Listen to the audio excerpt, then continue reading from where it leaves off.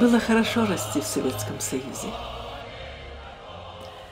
Я вспоминаю, мне было, наверное, лет 5, может быть, 6.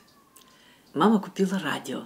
И радио было, это самое лучшее, что было на свете. Это была музыка, это был театр по радио, это были сказки, это было все. Но мне очень нравилось разучивать песни по радио. Тогда была такая программа, что можно было учить песни. У нас жил мой двоюродный брат, и он умел играть на баяне. Но он не знал эти песни, и я его заставляла учить эти мелодии, чтобы мы потом вместе могли делать концерт. И собираются все во дворе, взрослые, дети, им тоже интересно. Не у всех было радио тогда. Это было самое интересное время, когда все хлопали, я пела, он аккомпанировал, и было радостно.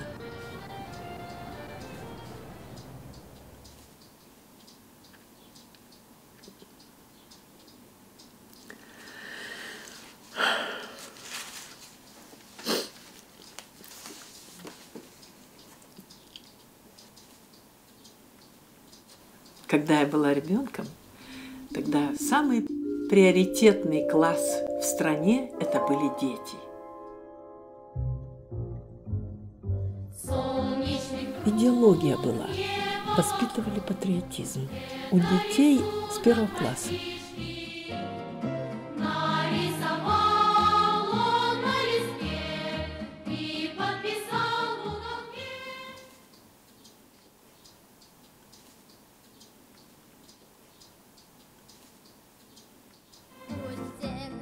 Система образования была хорошая, сильная. Школа была как второй дом. Мы там занимались и спортом, там были соревнования. Еще была культурная жизнь в школе. Здесь могли читать стихи, могли петь песни, могли танцевать, могли делать сценки. И детям было интересно участвовать вот в этом.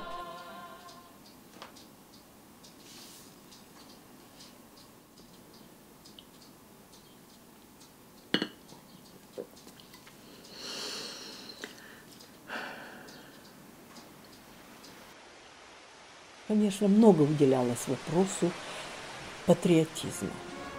Мы же не были связаны с другими странами. Мы были как бы в одной тарелке, нигде мы никогда не слышали, что там, где происходит. Мы учили географию, мы знали, какие страны, в каких странах какой строй. Мы это учили, мы знали это. Но вот конкретно, что там происходит, никогда никто нам не говорил.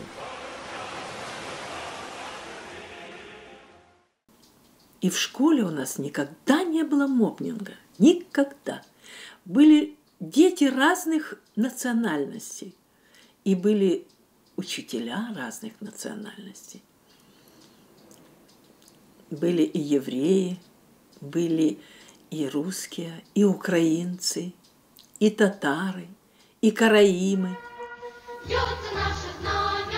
Все народы братья в Советском Союзе. Было очень хорошо в школе. Но когда мы приходили домой, мы опускались в свои обыденные дела. И мама всегда просила, чтобы мы никому не говорили, что мы делаем дома. Потому что мы боялись. Мы боялись, что кто-то узнает, что у меня отец находится в тюрьме, потому что он был на фронте, а потом был взят в плен.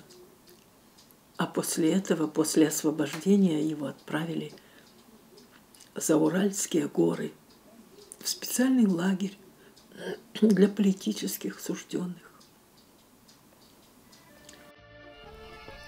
Потом, когда уже это Сталин умер, он вернулся, он увидел, как живут люди в других странах, а я со своими коммунистическими взглядами только вот советская, значит, лучшее, только Ленин, Сталин и так далее. А он говорит, опомнись, ты не знаешь жизни, а я и не хочу знать жизнь. Когда начала я взрослеть, конечно, я понимала уже многое. Но я не могла сказать никому ничего. Ничего никому. Чтобы мы боялись всего. Мы боялись, что придут и нас заберут. И посадят тоже за решетку. Но когда наступало утро, когда наступал опять школьный день, было опять хорошо. Вот такое было детство.